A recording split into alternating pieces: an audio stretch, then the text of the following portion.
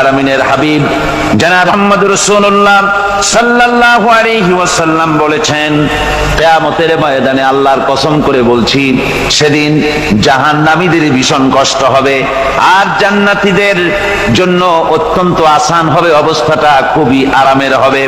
নবীজি বলেন, এক ফরজ নামাজ, এক ওয়াক্ত ফরজ নামাজ আদায় করতে যে সময়টুকুন লাগে, কিয়ামতের মাঠের এই সময় এত বড় বিরাট লম্বা সময় জান্নাতীদের জন্য এরকম হালকা হয়ে যাবে।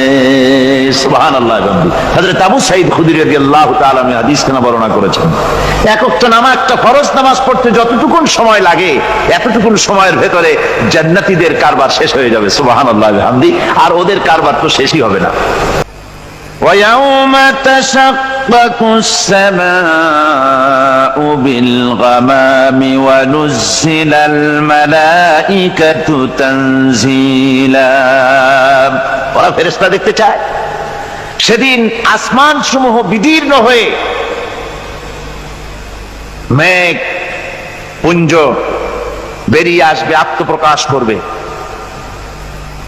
তার ভেতর থেকে ফেরেশতারা ক্রমাগত নাজিল হতে থাকবে।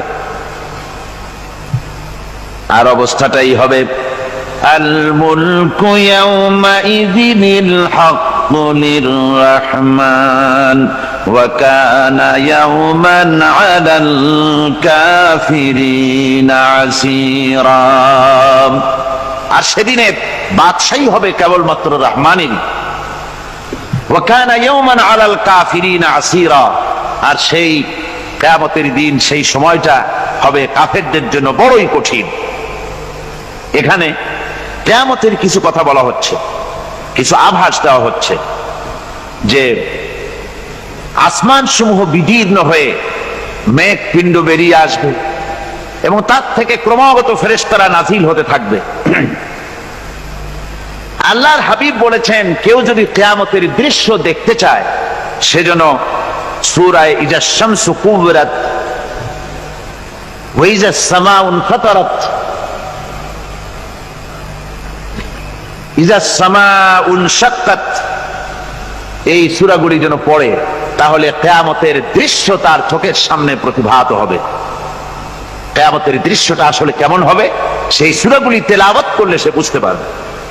যেমন আল্লাহ পাক বলছেন, إذا السماء فطرت وإذا الكواكب انتثرت وإذا البحار فجرت وإذا القبور بعثرت।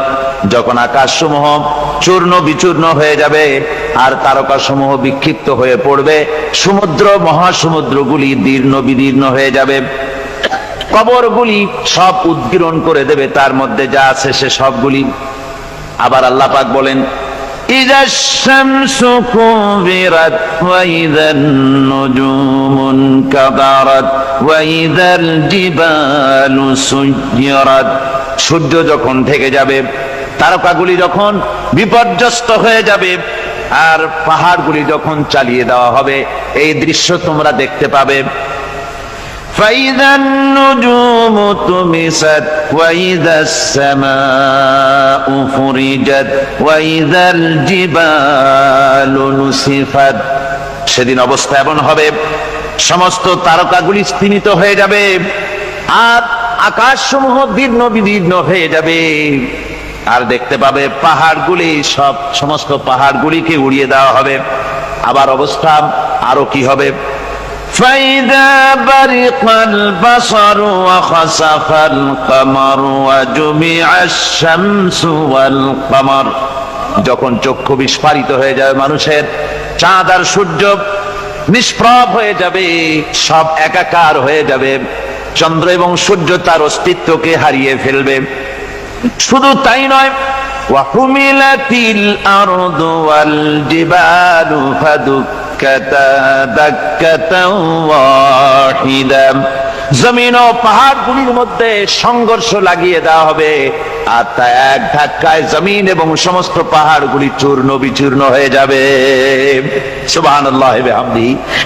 আল্লাহ রাব্বুল আলামিন বলছেন, এইভাবে করে কিয়ামতের দৃশ্য, বিভীষিকাময় দৃশ্য তোমরা দেখতে পাবে। আর সেদিনের রাজত্বটা কার হবে? আল মুলকু ইয়াউমাইযিনিল হাক্কু লির-রাহমান। সেদিনের রাজত্ব হবে কেবলমাত্র রহমানের। অর্থাৎ যেসব কৃত্রিম বাদশাহী দেখে তোমাদের চোখে ধাঁধা লেগে গিয়েছে, তোমাদেরকে দুনিয়ার বাদশাহী দেখে তোমরা ধোঁকায় পড়ে গিয়েছো, এসব বাদশাহী কিছুই টিকবে না সেদিন। সেদিন শুধু বাদশাহী থাকবে একমাত্র আল্লাহ পাকের। কার থাকবে বাদশাহী? যারা বলেন কার?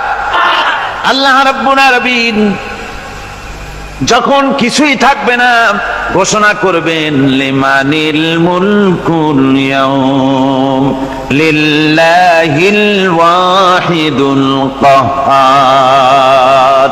আজকে কার রাজত্ব? চারিদিক থেকে আওয়াজ আসতে থাকবে, পরাক্রমশালী আল্লাহ রাব্বুল আলামিনের রাজত্ব আর কারো নয়।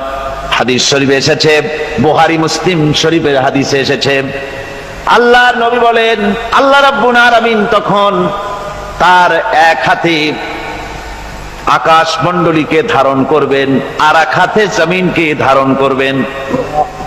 আকাশ মণ্ডলী এক হাতে, জমিন এক হাতে।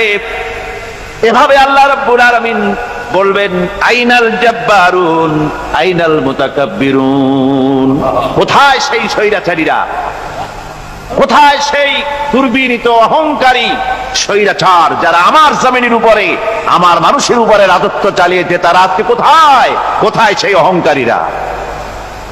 আল্লাহ পাক সেদিন যে বলবেন, সেদিন তো বলবেন, কিন্তু দুনিয়ার মাঝেও স্বৈরাচার যারা, অহংকারী যারা, তাদের শাস্তি পৃথিবীর বুকেও দেন, আর সেদিন তো দিবেনই। কত স্বৈরাচার আমরা দেখলাম, কত অহংকারী দেখলাম, যাদের তর্জনী হেননে লক্ষ কোটি কোটি মানুষ উঠতো আর বসতো। তাদের জিল্লাতির সঙ্গে আল্লাহ রাব্বুল আলামিন কতজনকে বিদায় করে দিলেন। ফুলের মালা নিয়ে কুলাতে পারে নাই, পা থেকে শুরু করে গলা পর্যন্ত ফুলের মালা দিয়া ডুবাই দিল ভক্তরা। আবার আল্লাহ রাব্বুল আলামিন এমন শাস্তি দিলেন, ফুলের মালার পরিবর্তে জুতার মালা নিয়ে জেলের মধ্যে ঢুকাইয়া দিলেন। ঠিক কিনা গণ? অহংকারী আর স্বৈরাচার যারা হয়, আল্লাহ পাক এভাবে তাদের দৃষ্টান্ত দেখিয়ে দেন। আমরা কত দেখলাম, 9 বছরের রাজা 10 বছরের সাজা। পৃথিবীর মুখে যারা অহংকার করে, যারা স্বৈরাচার হয়, আল্লাহর আইনকে যারা বৃদ্ধঙ্গুষ্টি প্রদর্শন করে, আল্লাহ পাক তাদের জমিনেও দেখান। এখানে চূড়ান্ত ফয়সালা আল্লাহ করেন না, আসল ফয়সালার জায়গা তো আছেই, তবে এখানে নমুনা দেখায় দেন। কিন্তু মুশকিল হচ্ছে, ইতিহাসের সবচাইতে বড় শিক্ষা হলো ইতিহাস থেকে মানুষেরা শিক্ষা গ্রহণ করে না। একজনে যে কাম করে বিপদে পড়ে, আর একজন এসে আবার সেই পথেই অগ্রসর হয়, নিশ্চিত মৃত্যুর পথে। আমার বন্ধুগণ, আল্লাহ পাক বলছেন সেই দিন আমার রাজত্ব হবে, আর কারো রাজত্ব হবে না।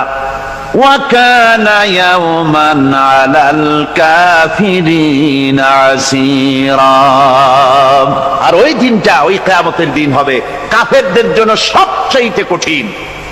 সবচাইতে কঠিন হবে কাদের জন্য? কাফেরদের জন্য। কাফের কারা?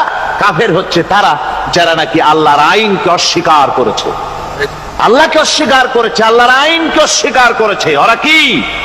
কাফের। কুফর শব্দের অর্থ হচ্ছে গোপন করা। এই জন্য অন্ধকার রাতকে আরবিতে কাফের বলা হয়েছে, অর্থাৎ যা সব জিনিসকে অন্ধকার দিয়ে ঢেকে দেয়।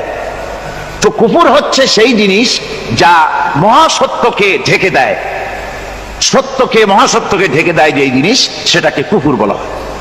আর এই কাফের অন্ধকারে ঘুরে মরে, সে কোন আলোর খোঁজ পায় না।